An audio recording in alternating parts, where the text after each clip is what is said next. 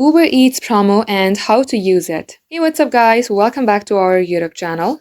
In today's video, I'm going to show you how you can use your Uber Eats promo code for your order. So without any further delay, let's get started. First thing first, you can either do this on your Uber Eats application or via a web browser. In my case, I'm using a web browser. So at the top search bar, type in ubereats.com, then get logged into your Uber Eats account. Once done, you will see a page like this.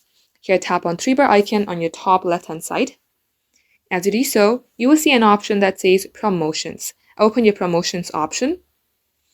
And if you have any promotions, it will be displayed right at this page.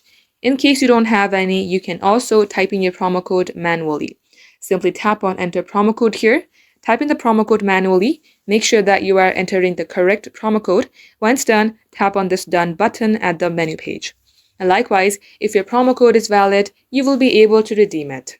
That is all for today, guys. Thank you for watching. If it had helped you in any ways, then don't forget to like, share, and subscribe.